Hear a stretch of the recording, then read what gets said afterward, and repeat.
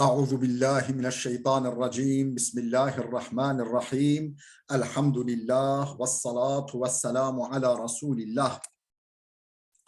Değerli arkadaşlar, İbn Kemal Paşa tefsirinden 18. dersimizi yapmak üzere birlikteyiz. Müfessirimizin tam adı Şemsuddin bin Ahmed bin Süleyman bin Kemal Paşa Er-Rumi El-Hanefi. Tam adı bu.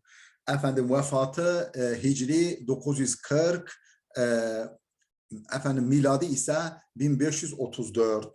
Bu zat Yavuz Sultan Selim'in o muhteşem padişahın muhteşem döneminin Şeyhülislam'ı, büyük bir alim, 100'den fazla eseri var. Bu takip ettiğimiz tefsiri 9 cilttir, 4000 sayfayı aşkındır hacmi. Efendim çok tutarlı, çok güzel bir tefsir.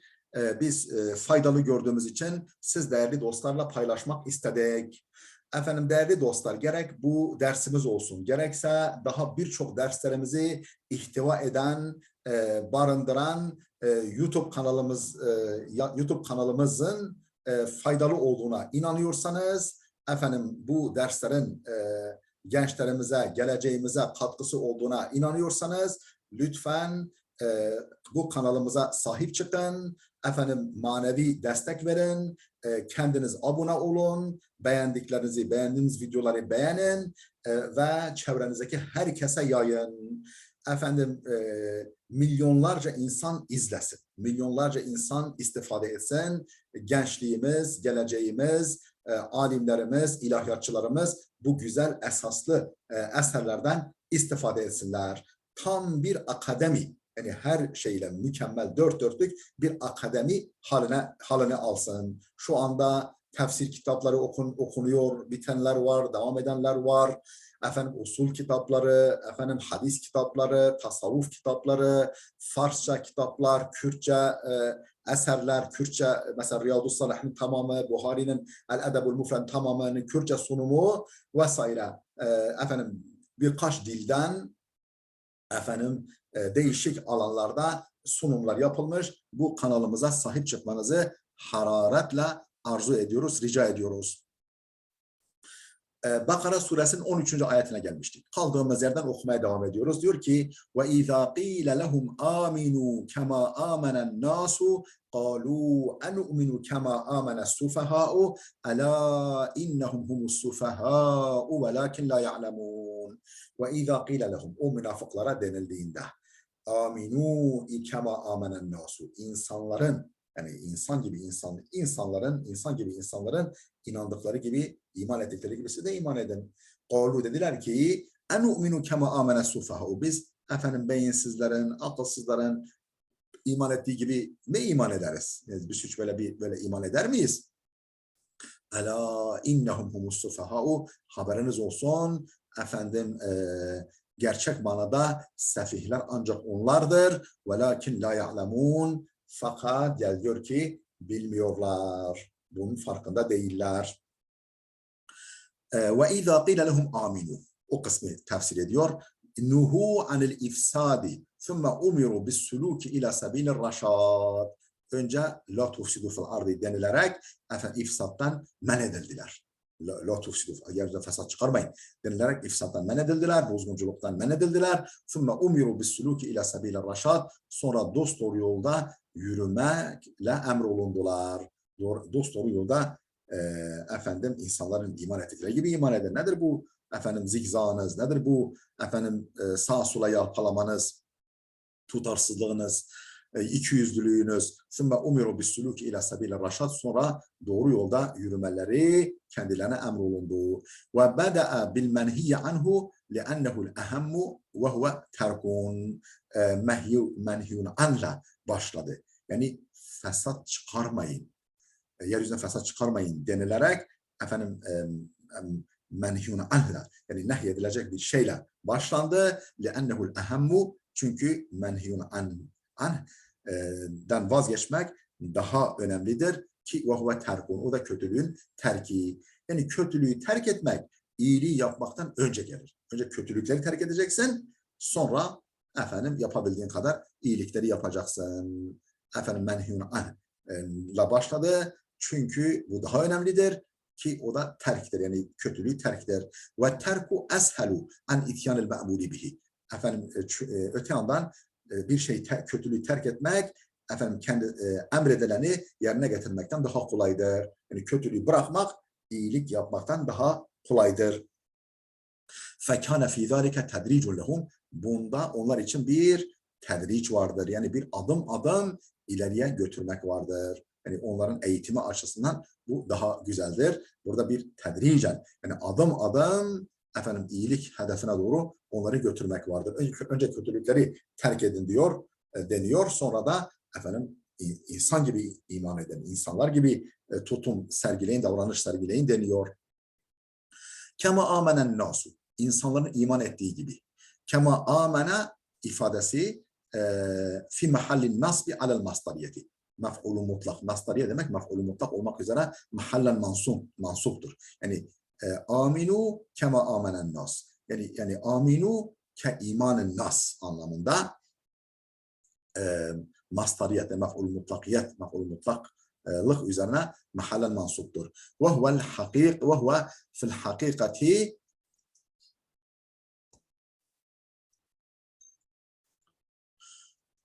وهو في الحقيقة صفة مصدر محذوف كما آمن الناس aslında gerçekte mahzuf bir mef'ul mutlakın sıfatıdır. Mastar değil mef'ul mutlak.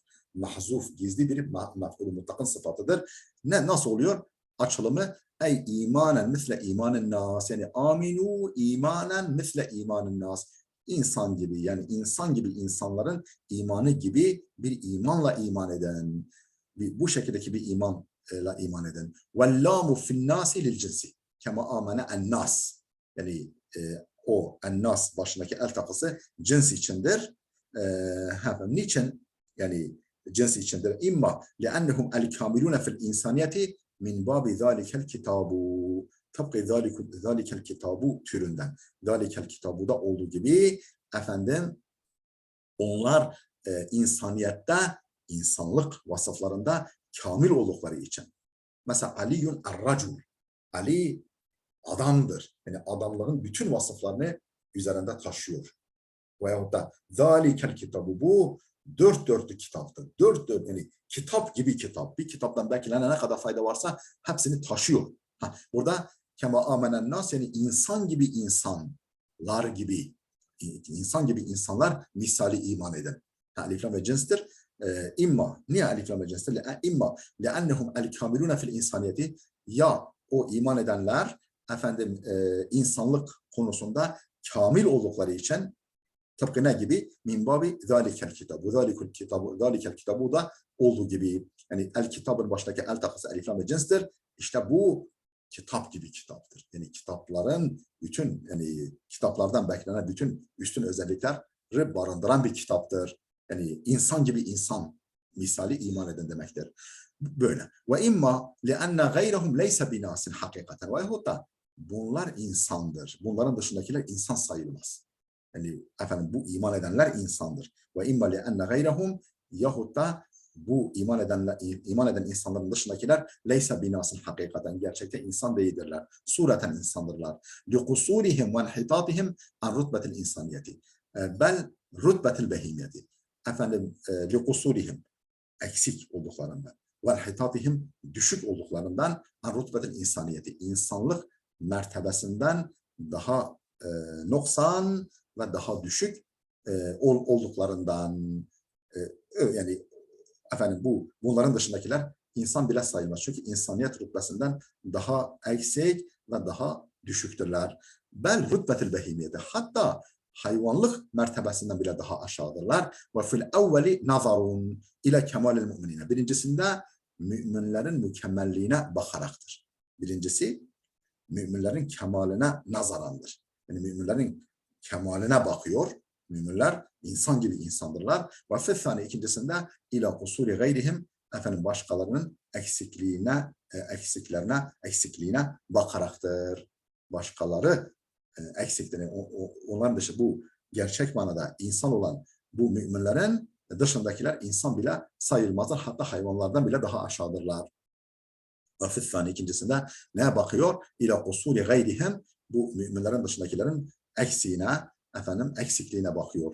Ala nahvi, tıpkı şu şiirde olduğu gibi İzin nasu nasun ve zamanu zamanun. İnsanlar insanken, zaman da zamanken. İnsanlar insan iken, zaman da zaman iken. Yani insanlar gerçek manada insanken, zaman da iyi durumdayken. Ve hâzâ ebleğu fî hâzel makam. Bu makamda daha etkilidir. Bu bağlamda bu yaklaşım daha etkilidir. Ve la dalalete fihi ala kabuli tevbeti zindik. Burada zındığın tevbesinin kabulüne dalalet yoktur. Ve hâzâ ebleğu. Ve la dalalete fihi. Bu ifadede hani aminu kema amenen nasu. İnsanların iman ettiği gibi iman eden ifadesine delalet yoktur. Ala kabuli tevbeti zindik. Zındığın tevbesinin kabulüne bu ayete delalet yoktur. Yani zındık ne demek? Yani din düşmanı. Dine savaş açmış. Dine savaş açmış. Zındık. Ne yapılır? Böyle adam yani acaba tevbeye çağrılır mı, çağrılmaz mı? Vela delate fi, hani bu gibi adamlara bile hadi iman edin denildiği zaman işte böyle derler. Yani zındığın tevbesinin kabulüne burada delalet yoktur diyor. Böyle bir delil buradan çıkarılamaz. لِأَنَّ النِّفَاقَ غَيْرُ زَنْدَقَةِ. Çünkü münafıklık zındıklıktan başka bir şeydir. Münafıklık yani zındıklıktan farklıdır. Keyfe. Nasıl farklı olmasın ki? وَيُقْتَلُ الزِّنْدِقُ دُونَ الْمُنَافِقِ. Zındık öldürülür, idam edilir zındık, din düşmanı, دُونَ الْمُنَافِقِ. Münafık idam edilmez, öldürülmez. وَلَمْ يَقُلْ أَحَدٌ. Hiç kimse şöyle dememiştir. اِنَّ فِي عَدَمِ قَتْلِهِ عَلَيْهِ السَّلَامِ الْمُنَافِقَ دَلَالَةٌ عَلَى عَدَمِ قَتْلِ زِنْدِيقِ. Hazreti Peygamber sallallahu aleyhi ve sellem'in münafıkı öldürmemesinde zındığın da din düşmanının da dine savaş ilan eden mürtedin de öldürülmeyeceğine delil vardır. Kimse diyemez. Ve la yekul ahadu ve lem yekul ahad. Kimse dememiştir. İnne fi ademi katlihi aleyhisselam el münafika. Hazreti Peygamber'in münafıkları öldürmemesinde, Peygamberler münafıkları öldürmemiş. Peygamber'in münafıkları öldürmemesinde delaletun bir delil vardır. Ala ademi katli zindik. Zındığın da öldürülmeyeceğine delil vardır. Kimse dememiştir bunu. Thumma inne dalalet takyidi ala anna fi afradil imani tefavuten bil kemali ve nuksan. Thumma inne dalalet takyidi ala anna fi afradil imani tefavuten bil kemali ve nuksan. La ala enel ikrara bil lisani vahdehu imanun. Burada inne dalalet takyid, kema amen iman eden ne gibi? İnsan gibi, insanların iman ettiği gibi iman eden.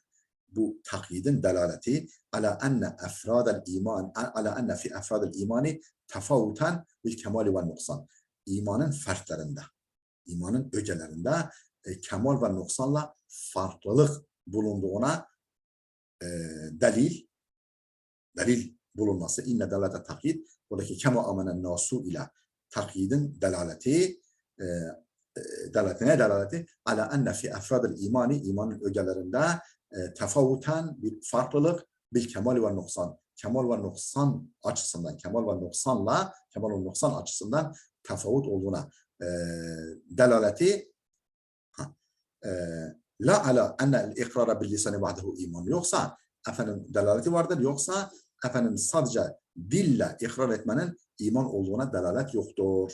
Hadi iman eden, insanın iman ettiği gibi iman eden, yani iman kelimesini söyleyin. Bu demek değildir ki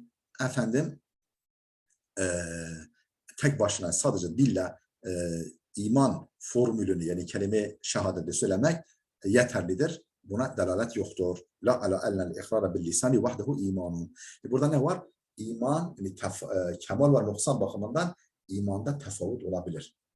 Yani mükemmellik ve eksiklik bakımında imanda farklılık olabilir. Ama dil ile imanın yeterli oluşuna bir delil yoktur bundan. Olu. Peki onlara hadi insanlar gibi, insan gibi insanların iman ettiği gibi iman edin denildiği zaman onlar ne derler? Olu derler. Enu'minu. İman eder miyiz? Kema amene sufahu. Beyinsiz, akılsız. Böyle. Efendim ayak takımı kimseler iman ettiği gibi mi iman edersin? El istifhamu lil inkari. Orada istifham inkaridir. Yani böyle e, hayır etmeyiz. Enu'minu. Böyle eder miyiz? Böyle adamlar iman ettiği gibi mi iman ederiz? Hayır. Yani bir sorunun cevabı ister istemez hayırsa bu istifham inkaridir. İster istemez evetse bu istifham takriridir. Alu en u'minu, hiç iman eder miyiz? Etmeyiz. Cevap, yani bunun cevabı evet, etmeyiz. İstifham böyle cevabı olumsuzsa el istifham lil inkar. Kema amene sufaha'u, efendim beyinsiz, akılsız kimsenin iman ettiği gibi. Lemma kanel ma'muru bihi muşabbehen etev bi inkarihi muşabbehen. Efendim şimdi me'murun bih muşabbeh olunca yani insanların iman ettiği gibi. Nasıl bir iman? İnsanların gibi insan gibi insanların iman ettiği gibi. Yani emredilen şey benzetilince, yani iman insan gibi insanların imana benzetilince etev bi inkarihim, ona da inkarlarını getirdiler. Muşabbehen, bir şeye benzeterek. Beyinsizlerin iman ettiği gibi mi? Yani biz öyle iman etmeyiz. Bir inkarihim, ona da inkarlarını bir şeye benzetmekle getirdiler. Yani sefihlerin, beyinsizlerin iman ettiği gibi iman etmeyiz dediler. Böyle dile getir. Vellamu lil ahdi vel işareti ilen nasi. Kema amenen nasu, kema amenen sufaha. Oradaki el takısı, el sufaha, onun baştaki el takısı lil ahdi, yani o sizin bildiğiniz beyinsizler. Eliflam ahdir. Yani malumiyet belirten eliflamdır. Yani o malumunuz, mahudunuz olan sizin de bildiğiniz o beyinsizler gibi mi? Vel işareti ilen nas ve es-sufaha. Yani o insan dedikleriniz aslında beyinsiz kimselerdir. Yani o el takası insanlara işarettir. Ve sefahu, peki sufahanın kökü olan sefeh nedir? Hıffetun fil beden ev fil mekal yaktadiha nuksanul akli. Efendim akıl noksanlığının, akli noksanlığın gerektirdiği efendim bedeni hafiflik veyahut da sözdeki hafifliktir. Yani hafif meşrep, hafif sözlü, böyle efendim hafif bedenli, yani yerinde duramıyor, oraya koşuyor, buraya koşuyor falan. Yani böyle ağır başlı değil. Sefehne hıffetun fil bedeni. Bedende bir hafifliktir. Yani bu kilo bakımında hafiflik değil. Yani bir ağırlığının bulunmamasıdır. Ev fil makal, yahut da sözdeki bir hafifliktir. Nasıl bir hafiflik? Yaktadiha noksanul akli, akıl noksanlığının gerektirdiği bedeni veya sözlü veya kavli bir hafifliktir sefeh. Vel hilmu, peki onun zıddı olan, sefehin zıddı olan hilm nedir? Hilm ne demek? Rezanetun fil bedeni, bedence ağırlıktır. Yaktadiha ve ufurul akli, akıl bolluğunun, akıl kemalinin gerektirdiği bedeni bir ağırlıktır, bir ağırbaşlılıktır. Hilim, yani sefehin zıddı hilimdir. Hilmin zıddı sefehtir. Nasahuhum bi emreyni. Efendim müminler onlara iki şeyi öğütlediler. İki şeyle onlara nasihat ettiler. Bir, takbihi mahum fihi li edaihi ila'l fesadi vel fitne. Efendim içinde bulundukları durumun çirkinliği. Yani sizin içinde bulunduğunuz durum çirkindir. Sizi öğütlüyoruz, öğüt veriyoruz. Bu da içinde bulunduğunuz durum çirkin. Takbih olmahum fihi, içinde bulundukları durumun çirkinliği li edaihi ila'l fesadi vel fitne. Fesada ve fitne sürüklediği için içinde bulundukları durumun çirkinliği. Ve tafsirihim tariqal huda ve salah, efendim hidayet ve salah, hidayet ve iyilik yolunu onlara göstermesi ile müminler onlara nasihat ettiler. Onlara hayırha davrandılar. فَمَا كَانَ جَوَابُهُمْ إِلَّا أَنْ سَفَّهُوهُمْ وَادَّعَوْا الصَّلَاحَ فِيمَا كَانُوا عَلَيْهِ بجهلهم المركب وتمادهم في غيهم وإفراطهم في السفة واعتقادهم أن ما هم عليه هو الحق وأن ما عليه المؤمنون هو الباطل فكانوا عندهم سفهاء. Peki onlar nasıl tepki verdiler? فَمَا كَانَ جَوَابُهُمْ. Yani müminlerin bu hayırhalığına, bu iyi dileklerine, bu nasihatlerine karşı onların cevabı ancak şöyle oldu. Fema kana cevabım. Ancak cevapları şu oldu. En seffehuhum, onları beyinsizlikle itham etmek oldu cevapları. Ve da'u as-salaha fima kanu aleyhi bi cehlihimul murakkab, o katmerli cehaletleriyle içinde bulundukları durumun salah olduğunu, yani aslında iyilik olduğunu iddia ettiler. Böyle tepki verdiler müminlerin o nasihatına. Ve da'u as-salaha fima kanu aleyhi, üzerine bulundukları durumun salahını iddia ettiler. Bi cehlihim el murakkab, o katmerli cehaletleri sebebiyle ve temadihim fi gayyihim, ve temadihim fi gayyihim, dalaletlerine devam etmekle onlara cevap verdiler. Ve ifratihim fi sefeh, akılsızlıkla, beyinsizlikle ifrat, ve temadihim fi gayyihim, beyinsizliklerinde ifratla cevap verdiler. Ve ihtikadihim enne ma hum aleyhi huvel hak, ve üzerinde bulundukları durumun hak olduklarına ilişkin inançlarını sürdürmekle cevap verdiler. Ve enne ma aleyhil mu'minune huvel batil, müminlerin üzerinde bulunduğu durumun batıl olduğunu belirtmekle cevap verdiler. Fekanu andehum sufaha'a, dolayısıyla o müminler onların gözünde sefih olmuş oldular. Fekanu andehum sufaha'a, yani o müminler onların gözünde sefih duruma düştüler. Onların gözünde. Yani siz sefihseniz biz sizin gibi mi iman ederiz dediler. Ela innehum humus sufaha'u velakin la ya'lemun. Dikkat edin. Sefihler ancak onlardır. Beyinsizler ancak onlardır. Velakin la ya'lemun. Fakat ne var ki bilmezler. Raddun ala vechil mubalagati fi techilihim. Cehaletlerinde raddun ala vechil mubalagati fi techilihim. Onları cahillikle nitelemek konusunda mübalağa yoluyla cevap verdiler. Ela innehum humus sefahâ'u.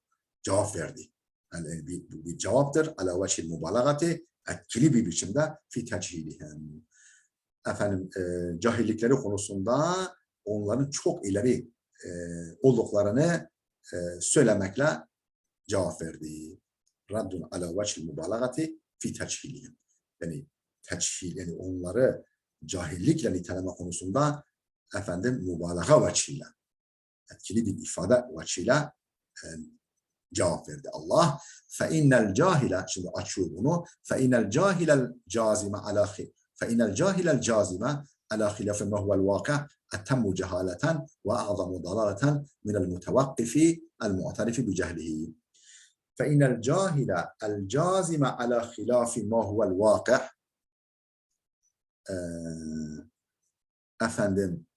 vaki, yani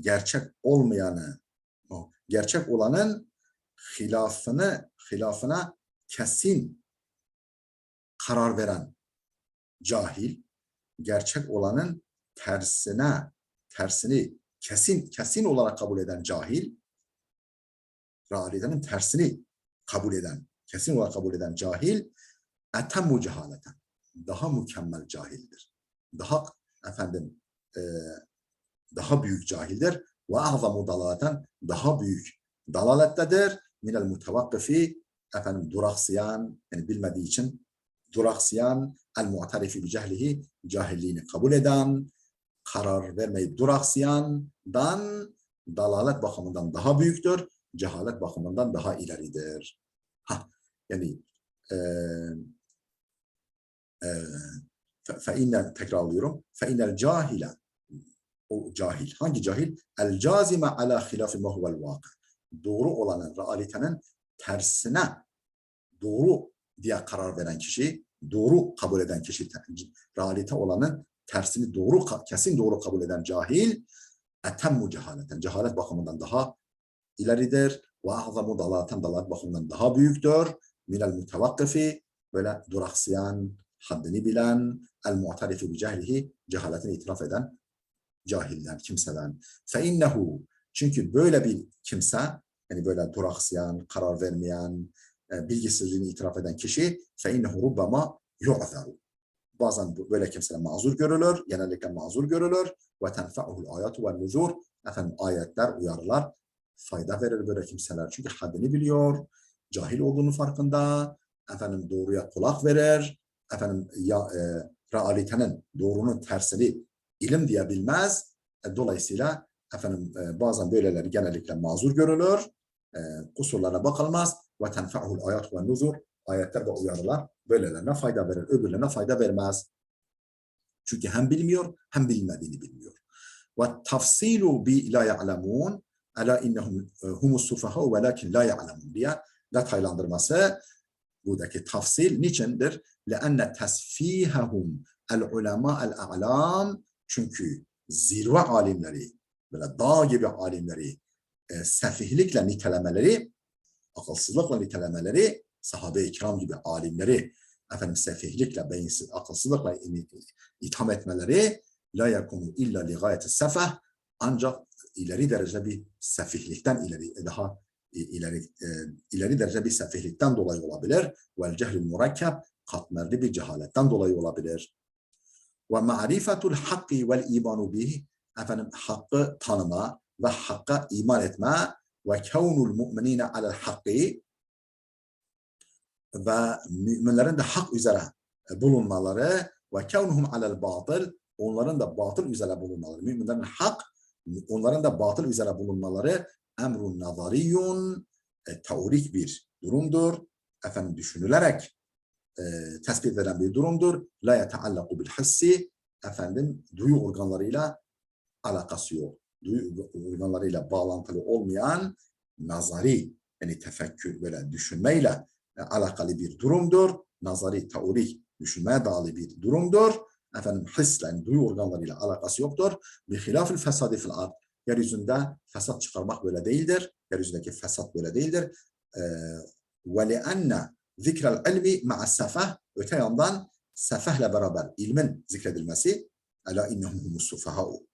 Yani onların sefihliğiyle beraber velakin la ya'lemun diye ilim köküne gelen bir fiilin kullanılması zikra ilmi as-sefeh ve huve cehlu, ki sefeh cehalet demektir. Ahsanu tibakan, uyum bakımından daha güzeldir. Tibak bakımından, tibak sanatı bakımından efendim daha güzeldir. Yani orada şuur dendi. Şuur efendim duyu organlarıyla alakalıdır. Burada da ilim dendi. İlim de akılla, efendim düşünmeyle alakalıdır.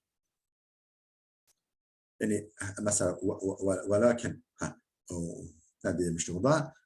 Ela innehum humul muslimun velakin la yeş'urun. Velakin la yeş'urun denmişti. Orada velakin la ya'lemun dendi. Neden orada la yeş'urun dendi? Burada la ya'lemun dedi. Onun izahını yaptı burada.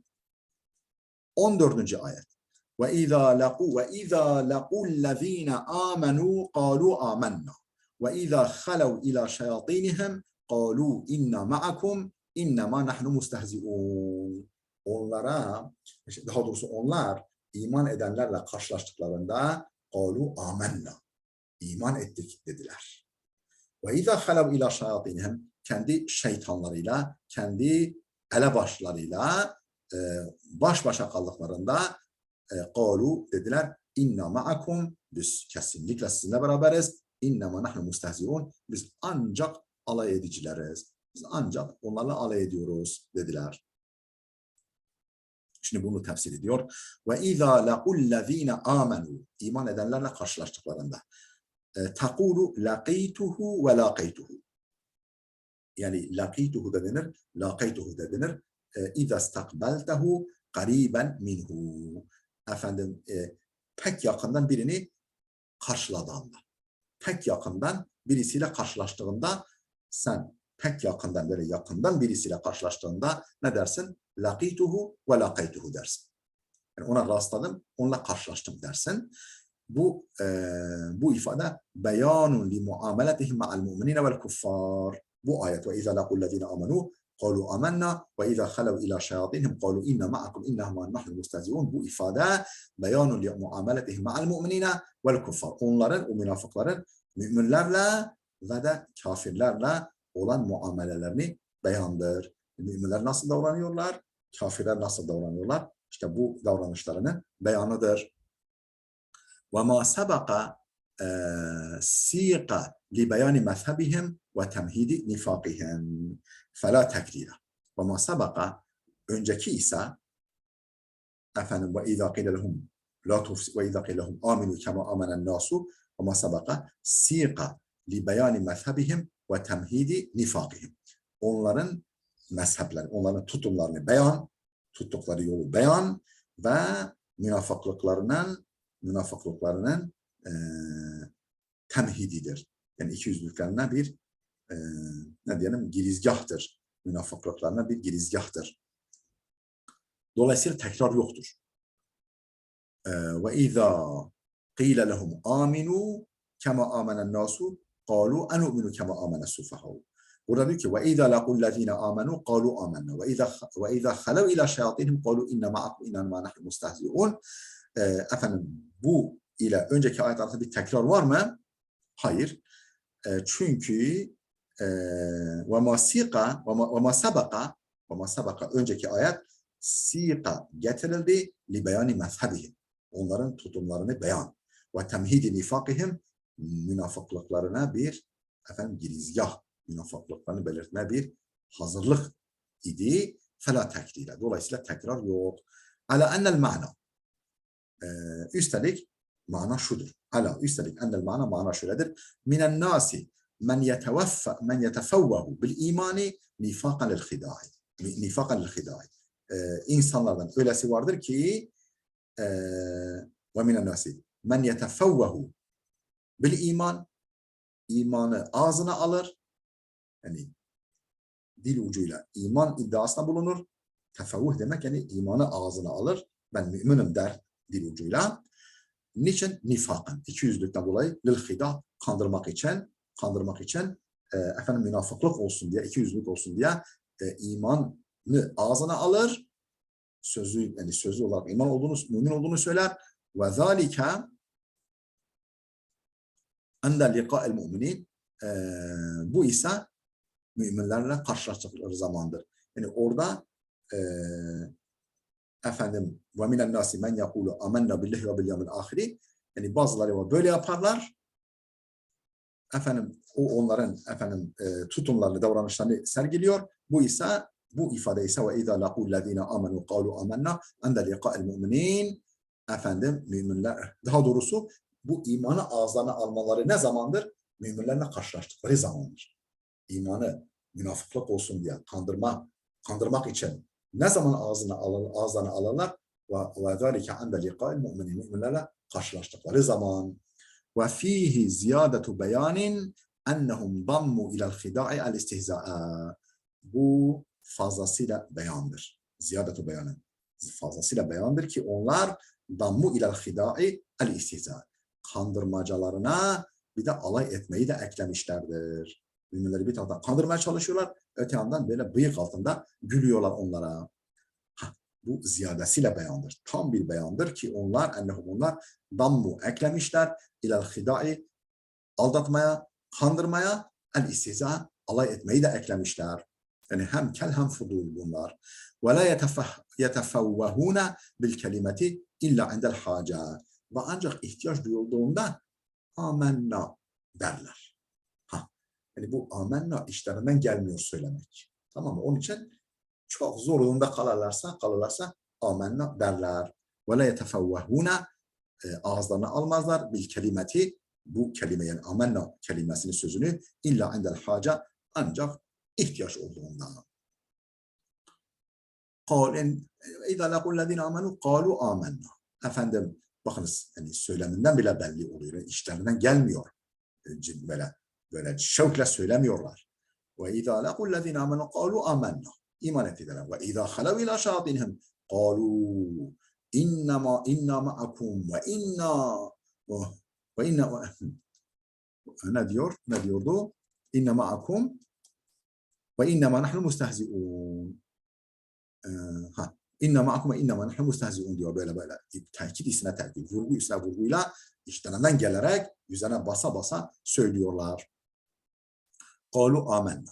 Ve izâ halev, baş başa kaldıklarında ne demek yani? Tekulu halevtu bihi ve ileyhi. Bu hem bi ile kullanılır hem ila ile kullanılır. Halavtu bihi, onunla baş başa kaldım, ve ileyhi, yine onunla baş başa kaldım denir. İza inferadte ma'ahu, inferadtu değil arkadaşlar. Tekulu halavtu bihi ve ileyhi ne zaman dersin böyle? İza inferadte ma'ahu, onunla baş başa, onunla münferit, baş başa kaldığında halavtu bihi ve ileyhi dersin. İla şeyatinihim, yani baş başa kaldıklarında kiminle? Şeytanlarıyla. Neydi ne demek şeytan burada? Eşşeytanu fey'al min şatana. Şatana kökünden fey'al veznindedir. Şeytan iza ba'uda. Efendim birisi uzak olduğu zaman, böyle uzak olduğunda efendim şatana denir. Şatana yani ba'uda. Uzak oldu. Peki niye şeytana, bu uzaklık anlamındaki şeytan kelimesi isim olmuş? Li bu'dihi anil hakki. Haktan uzak düştüğünden dolayı. Haktan ve hakikatten uzaklığı sebebiyle, uzak düşmesi sebebiyle. Ev fa'lan, şeytan öte fa'lan veznindedir. Min şata. Şata kökünden fa'lan veznindedir. Peki şata ne demek? İza batala. Çürüdüğünde, batıl olduğunda şatadır. Şeytan da bu kökten geliyor. Ve min esmaihi el-batıl. Nitekim şeytanın bir ismi de el-batıldır. Batıl. Yani yalan. Sahtekar, sahte adam. Sahtekar adam anlamında. Sahtekar varlık. Ve kâle râgibu min şâta. Râgib el-İslam diyor ki hayır. Şâta'dan gelmiş bu. Şeytan şâta'dan gelmiş. İza ihtaraka gadaban. Öfkesinden yanıp tutuştuğunda. Şâta yani öfkesinden efendim yandı tutuştu. Şâta İza ihtaraka gadaban, böyle öfkeyle yanıp tutuştuğunda efendim şâta denir. Şeytan işte bu kökten geliyor. Yani müminlere, Adem'e karşı, Müslümanlara karşı, insanlara karşı böyle öfkeyle adeta yanıyor, kavruluyor. Vel muradu, peki burada şeytandan ila şeyatinihim derken buradaki şeytandan maksat bizim bildiğimiz şeytan mıdır? Mutemerriduhum ve şuttaruhum. Efendim o inatçı elebaşları. Mutemerrid, inatçı elebaşları, azgın elebaşları ve şuttaruhum, efendim onların ne diyelim, haddi aşanları. Onların haddi aşanları ve azgınlarıdır. Yani kendi azgın elebaşları ve haddi aşanlarıyla baş başa kaldıklarında, yani liderleri, yani elebaşları, kötülükte elebaşları ile baş başa kaldıklarında böyle derler. Kalu inna ma'akum, ne derler? Muhakkak ki biz sizinle beraberiz derler. Hatabul mu'minine bil cümletil fe'liyeti, efendim müminlere hitap ederken fiil cümlesiyle hitap ettiler. Hatabul mu'mine amenna. Ve izâ lâkullezîne âmenû kâlu âmenna. Bak fiil cümlesiyle müminlere hitap ettiler. İddiaen li ihdâfil imani.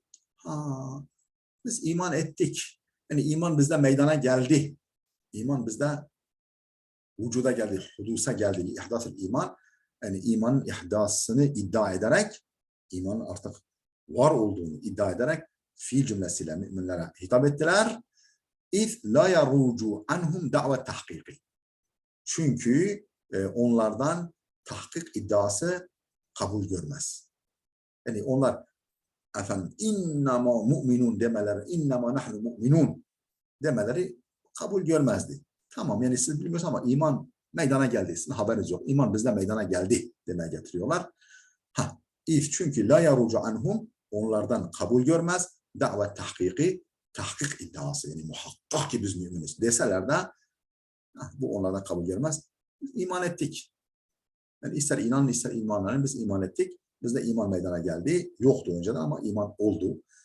Demeye getiriyorlar. Bir bunun için. اَوْ لَا تُسَاعِدُهُمْ اَنْفُسُهُمْ عَلَى ذَلِكَ. Yahut da içlerinden gelmiyor. Efendim gönülleri bu konuda onlara destek vermiyor. لَا تُسَاعِدُهُمْ, onlara yardımcı olmuyor. اَنْفُسُهُمْ, efendim gönülleri عَلَى ذَلِكَ. Bu konuda gönülleri onlara yardım etmiyor. İçlerinden gelmiyor böyle üzerine basa basa söylemek. اِذْ لَيْسَ لَهُمْ صِدْقُ رَغْبَةٍ وَلَا قُوَّةُ دَاعٍ. Çünkü onların samimi bir istekleri yok. Sıdkı rağba, sıdkı samimi bir istekleri yok imana yönelik. وَلَا قُوَّةُ دَاعٍ. Efendim güçlü bir efendim etmeni de yok. Güçlü bir saiki, güçlü bir faktörü de yok. Böyle demek için güçlü bir faktörleri, etmenleri de yok. Ve şeyatinehum bil ismiyeti ma'a ta'kid. Ve şeyatinehum bil ismiyeti. Ama hatabul şeyatine, burada hatabu müminine bakıyor. Ve hatabu şeyatinehum, kendi o azgın liderlerine hitap ederken ne ile hitap ediyorlar? Bil ismiyeti. Ma'a ta'kid. Hem isim cümlesiyle inna ma'akum, isim cümlesiyle inne mubtada ma'akum onun haberi isim cümlesiyle, hem de vurgulu bir biçimde hitap ettiler. Kendi elebaşlarına, şeytanlarına hitap ederken. Niçin? Li vücudul emreyn. Çünkü her ikisi de var. Çünkü her ikisi de var. Hem efendim o tahkik onlardan kabul görür, hem de efendim içlerinden geliyor. Yani bu konuda gönülleri de onlara destek veriyor. Her iki durumda söz konusu olduğundan dolayı müminlerle konuşurken ki olmayan iki durum, efendim şeytanlarıyla konuşurken, şeytanlarla hitap ederken o iki durum söz konusu. O iki durumda mevcut. Ve nefyi şekki ve tereddüde anhum fi kezbi kavlihim amenna. Efendim hani amenna demişlerdi ya müminlere. Hani sen onlara iman ettik dediniz. Şimdi gelip orada biz sizinle beraber diyorsunuz. Ve nefyi şekki, kuşkuyu gidermek için böyle inna ma'akum ya böyle vurgulu söylüyorlar isim cümlesiyle. Niçin bir de? Ve nefyi şekki, kuşkuyu bertaraf etmek için, gidermek için ve tereddüdü gidermek için anhum kendilerinden ne konuda? Fi kezbi kavlihim amenna. Amenna sözlerinin yalan olduğu konusunda kendilerinden tereddüdü ve kuşkuyu bertaraf etmek, gidermek için böyle vurgulu bir şekilde isim cümlesiyle kendi şeytanlarına hitap ediyorlar. Ve istimrarihim ala dinihim ve muvafakatihim. Biz hala dinimizin üzerinde devam ediyoruz ve hazasında beraberiz. Ve istimrarihim ala dinihim, dinlerin üzerinde devam ettiklerini efendim ve bu liderlerle, şeytanlarla muvafık, onlarla aynı çizgide olduklarını beyan için böyle vurgulu ve isim cümlesiyle hitap ediyorlar. وَلَكَ أَنْ تَقُولَ. Şöyle de diyebilirsin. İnne muktadal makami fil evveli tecdidul kelami an nefsin muakkid. İnne muktadal kelami fil evvel. Birinci cümlede. Ve izâ lequllezîne âmenû kâlû âmennâ. O birincisinde makamın muktazası, yani bağlamın gereği nedir? Bağlam neyi gerektiriyor? Tecdidul kelami an cinsil muakkid. Efendim sözün tekit edici cinsinden soyutlanması. Yani tekit edatının kullanılmaması. Tecdidu kelami, kelamın soyutlanması, an cinsil muakkid, tekit edici, pekiştirici edatlar cinsinden kelamın soyutlanmasını gerektiriyor. Kelamın muktazası bu. لأن التأكيد والتقوية فيه, çünkü orada tekit ve takviye, yani pekiştirme ve takviye, la yahlu an tefkirin li nifakihim. Efendim, münafıklıkları hatırlatmaktan uzak değildir. La yahlu, hali olmaz, uzak olmaz. An tefkirin li nifakihim, münafıklıkları hatırlatmaktan hali olmaz. Yani oradan biz muhakkak iman ettik. Yani sanki karşı taraf yani onlara inanmıyor. Ama öyle demiyor. Biz iman ettik. Yani biz sizin de bizim mümin olduğumuza inandığınızı düşünüyoruz gibi. La yahlu an tefkirin li nifakihim min haythu, şu açıdan min haythu bi'atibari enne fihi delaleten ala inkaril muhatab ve su'i zannihi, min haythu bi'atibari enne fihi delaleten ala inkaril muhatab ve su'i zannihi. Yani eğer tekitler getirseydi, müekkitler getirseydi ne açıdan getirmiş olurdu? Enne fihi delaleten ala inkaril muhatab. Muhatab demek ki muhatab bizi inkar ediyor. Muhatap bize inanmıyor. Ve su'i zannihi. Muhatap bizim hakkımızda kötü düşünüyor. İşte o inkarlarını ve su'i zanlarını bertaraf etmek için biz tekit getirmeliyiz. Min haythu bi'atibari enne fihi delaleten, o yani tekit getirmekte bulunurdu. delaleten bir delalet ala inkaril muhatap, muhatabın inkarına, yani kendilerine yönelik, bunlara yönelik inkarına bir delil bulunmuş olurdu. Ve suizanlihi, o muhatabın kendilerine yönelik bir suizanına delil bulunmuş olurdu. Yani tekidi getirmiyor ki siz zaten bizim hakkımızda bir inkarınız yok. Efendim biz suizanınız yok. Siz biz zaten akpak biliyorsunuz. Biz de öyleyiz. وهم في صدد التجنب فيه وهم في صدد التجنب فيه والاحتراز عن مظانه وهم في صدد التجنب فيه onlar ne durumdalar? وهم في صدد التجنب فيه bu konuda efendim tecennüp, yani bu düşünceden uzaklık pozisyonundadırlar müminlere karşı. Vel ihtiraza en mazannihi, böyle şeylerin, yani böyle kuşkunun, tereddüdün mahallinden sakınma pozisyonundadırlar. Yani efendim biz böyle bir zan taşınacak, zan beslenecek durumda değiliz. Böyle bir zanna hedef olmaktan sakınma konumunda, pozisyonundadırlar. Onun için tekit getirmiyorlar. Ve muktadal makami fi'l-thani, efendim ikinci makamın gereği, yani o şeytanlarla baş başa kalırken neden tekit üstüne tekit getiriyor? İnna ma'akum, inna ma nahnu mustehzi'un diyerek, yani oradaki makamın gereği ikincisinde tahliyetun bihi. لأن إظهارهم الإيمان وموافقتهم المسلمين في ظاهر الأحكام كان مظنة لإنكار المخاطبين ثباتهم على اليهودية. ومقتضى المقام في الثاني تحلية به. Tahliye, yani efendim bu nitelik bizde var. Yani biz hala Yahudiyiz, biz hala Yahudilik üzereyiz. Hala sizinle beraberiz. Tahliye. Burada yani o vasfı kendilerinde bulundurma durumu var. Makamın gereği nedir? Tahliyetun bihi. Yani biz ikiyüzlülük yapıyoruz. Biz efendim onlara ayrı davranıyor. Onlara alay ediyoruz. Biz aslında sizinle beraberiz. Yani durumumuzda bir değişiklik yok. Hala o vasıflarla efendim bezeliyiz. Hala o vasıfları taşıyoruz. Tahliye o demek yani. لِأَنَّ اِظْهَارَهُمَ الْاِيمَانَ, çünkü zahiren mümin olduklarını göstermeleri müminlere ve muvafakatuhumul muslimine fi zahiril ahkam, zahiri hükümlerde, böyle hani günlük yaşantıda zahiri hükümlerde Müslümanlara uymaları kana mazinneten li inkaril muhatabin, o muhataplarının hani kafir olan, yani şeytan olan, yani elebaşı olan muhataplarının kendilerini inkar etmelerine mahaldir, inkar edemelerine sebeptir. Yani siz dün Müslümanlara siz imanınızı ishar etmiştiniz. Müslümanlarla muvaffakatınız vardı. Uyum içindeydiniz. Zahiri hükümlerde. Dolayısıyla sizden şüpheleniyoruz. Yani müminleri böyle kendilerine şüphe etmez konumunda görüyorlar. Ama elebaşlarını efendim kendilerinden şüphe eder. Efendim onları inkar ettikleri, kendilerini inkar eder durumunda gördüklerinden dolayı efendim tekit üstüne tekit getiriyorlar. Malumunuz bu tekitler efendim belagatta muhatabın durumuna göre, efendim yani yemekteki tuz gibi bazen fazla katılır, bazen az katılır.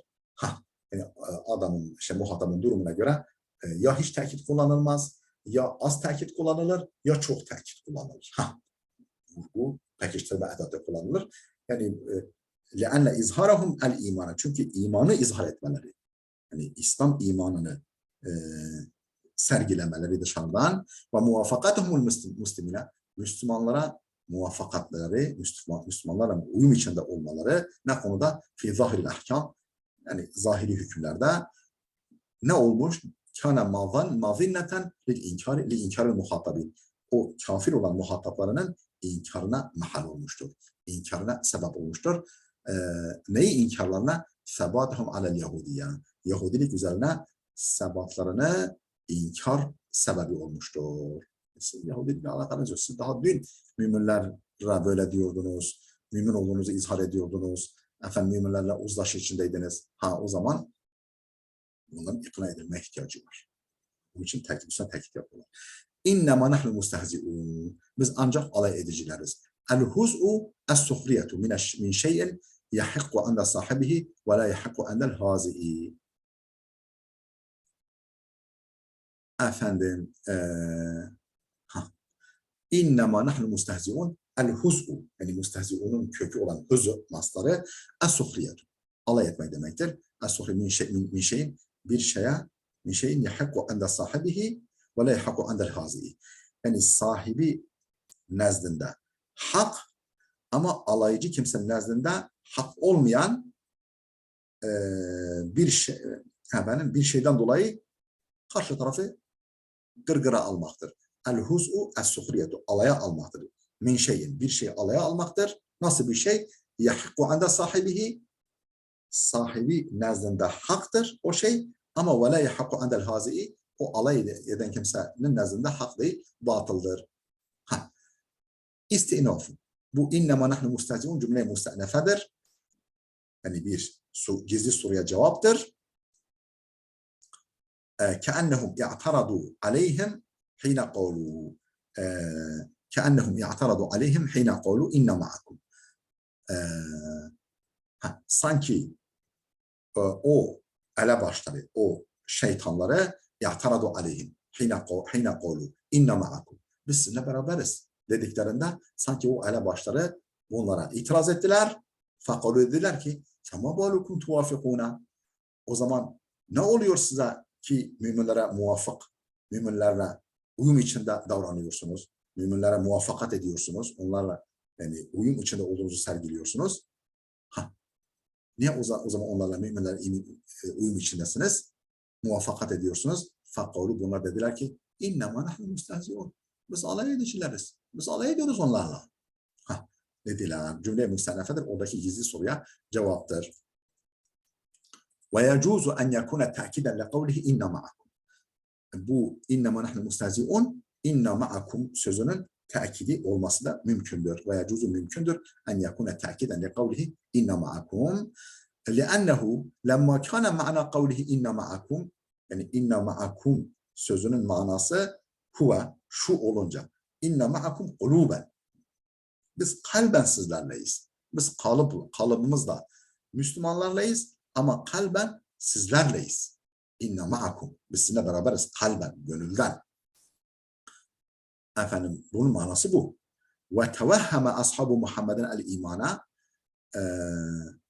biz kalben sizinle beraberiz ama Muhammed'in sahabileri iman vehmine kapıldılar. Bizim iman ettiğimiz vehmine, sanısına kapıldılar. Vaka'a kavluhu innema nahnu mustehzi'un. Bu innema nahnu mustehzi'un sözleri oldu. Mukarriren lehu. İnne ma'akumun takriri oldu. İnne ma'akumun tekidi oldu. Le'enel istihfafe bir şey, çünkü bir şeyi hafife almak inkarun lehu. Onu inkar etmektir. Biz onlarla alay ediyoruz. Demek ki onların inandıklarına inanmıyoruz. Yani istihfafe bir şey, çünkü bir şey hafife almak inkarun lehu, onu inkar demektir. Ve def'un lil i'tidadi bihi, ona önem vermeyi def etmektir. Ona önem verdiğini reddetmektir. Bir şeyle alay etmek, ona önem vermediğini ifade etmektir. Ve def'un lil i'tidadi bihi, ona önem vermeyi def etmektir, reddetmektir.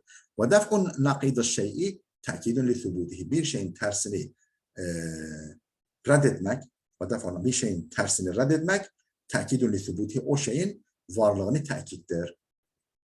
Yani biz Müslümanların yani sizin inancınızın tersi olan Müslümanların inancını reddediyoruz. Dolayısıyla sizinkinizin varlığını tekit ediyoruz. Yani sizin inancınızın bizde olduğunu tekit etmiş oluyoruz. Ev en yekune bedelen. Yahut da innema nahnu mustehzi'un, inne ma'akumun bedelidir. Gramer olarak bedelidir. Ev en yekune bedelen. Nasıl bedeli oluyor? لِأَنَّ مَنْ حَقَّرَ الْإِسْلَامَ, çünkü İslam'ı tahkir eden Fakat azzamel kufran. O küfrü tazim etmiştir. İslam'ı tahkir eden efendim küfrü tazim etmiştir. Yüceltmiştir. İslam'ı aşağılayan küfrü yüceltmiştir. Vel evvelu evcehu.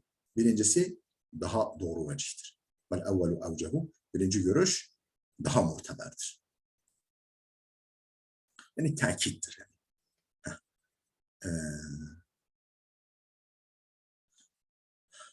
Veya cümle mustanefedir. Yani burada birçok görüş zikredi ya. Birincisi en muteber görüş birincisidir. En muteber yorum birincisidir. Vel evvelu evcehu. Niçin? Li ziyadetel faideti. Çünkü ekstradan bir faydası var. Ekstradan bir mesajı var. Ve kevnil muharriki lissual a'ni kavlihi inna ma'akum fi gayetul zuhur. Çünkü efendim sorunun muharriki ve kevnil muharriki lissual efendim soruyu tahrik edenin oluşu inna ma'akum. İnna ma'akum sorusu efendim inna ma'akum şeklindeki efendim muharrik yani sorunun muharriki cümle mustanefe ya. Peki o zaman orada ne işimiz var? Yani buna ne diyorlar? Biz sizinle beraberiz. Sonra bir soru çıkıyor. O zaman onlarla ne işiniz var? İnnema nahnu mustehzi'un. İnnema nahnu mustehzi'un cümle mustanefedir. Çünkü ve kevnül muharriki lissual bu yani o elebaşlarının soru sormalarının muharriki ki bunların yani kavluhu inne ma'akum sözleridir. Yani biz sizinle beraberiz dediklerinde hemen öbür tarafı tahrik et dedi ki o zaman onlarla ne işiniz var? Buna ne dediler? İnnemâ nahnu mustehzi'ûn. İnnemâ nahnu mustehzi'ûn. O gizli soruya cevap olduğundan dolayı cümle-i mustanefedir. En doğru vecih budur. En makbul vecih budur. Bu işte sorunun muharriki fi gayet-i zuhur son derece açıktır. Değerli dostlar, videomuz oldukça uzadı. Efendim burada dursun. Gelecek dersimize kadar Allah'a emanet olun.